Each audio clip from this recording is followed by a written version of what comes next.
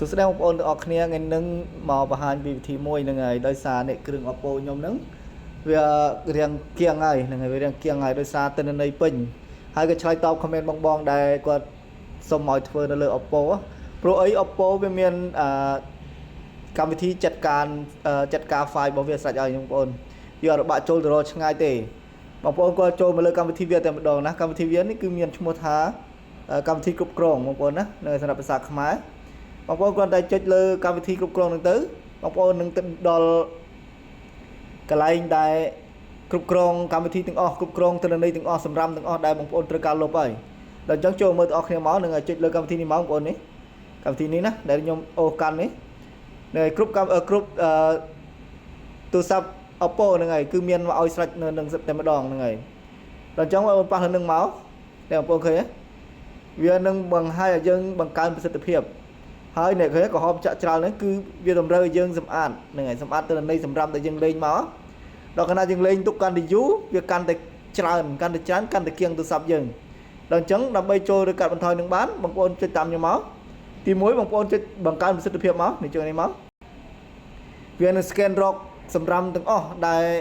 នៅកប់ក្នុងម៉ាស៊ីនទូរស័ព្ទរបស់យើងវានឹងលុបឲ្យយើងនៅស្វ័យប្រវត្តិហ៎ដែលគេថាលុបនេះហើយបងប្អូនចុចរួចរាល់មកនេះចុចប៉ះរួចរាល់មកក្រោយប៉ះរួចរាល់ហើយខាងលើនេះគឺវាបាន 100% ហើយហ្នឹងហើយបងប្អូនមើលខាងក្រោមទៀតមកនេះការសម្អាតឃ្លាំងផ្ទុកទិន្នន័យបងប្អូនប៉ះលើនឹងមួយមកនេះវានឹងធ្វើការ scan រកទិន្នន័យសម្រាប់ដែលបងប្អូនលេងហើយវាជាប់នៅក្នុងនឹងបងប្អូនក៏ចុចថាសម្អាតមក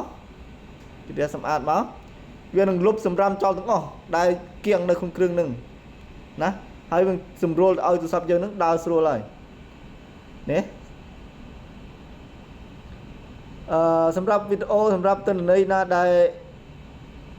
មិនចាំបាច់បងប្អូនអាចលុបចោលបានហ្នឹងហើយលុបសម្រាប់ចោលបានឥឡូវខ្ញុំបានលុបចោលហើយខ្ញុំសូមចេញទៅវិញ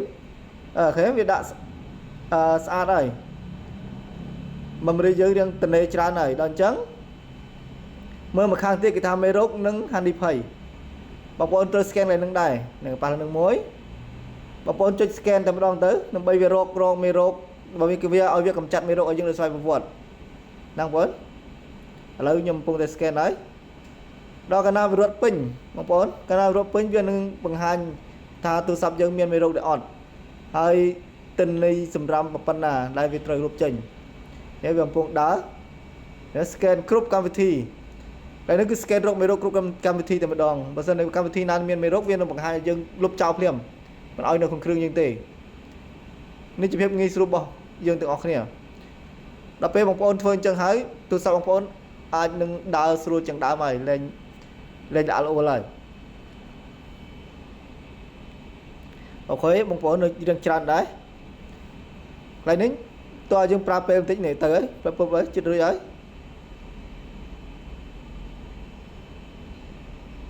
កម្មវិធីណាដែលមានបញ្ហាវានឹងអាច scan យូរបន្តិចបងប្អូនណាអូខេ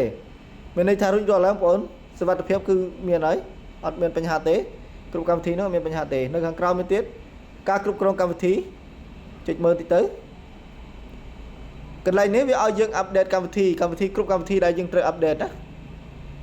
នេះហ៎កម្មវិធីណាខ្លះដែលយើងត្រូវអាប់ដេតបងប្អូនវានឹងបង្ហាញបែបហ្នឹងដល់អញ្ចឹងបងប្អូនក៏ចុចពាក្យថាអាប់ដេតទៅគឺវាអាប់ដេតហើយតែបើសិនទេអ៊ីនធឺណិតយើងខ្សោយមិនបាច់អាប់ដេតទេហ្នឹងហើយប្រើ version ចាស់ហ្នឹងទៅព្រោះវាត្រូវការប្រើអ៊ីនធឺណិតបើមាន Wi-Fi គឺល្អដាក់ Wi-Fi តែម្ដងគឺចប់ណាបងប្អូនចុចថយមកវិញមកអូខេ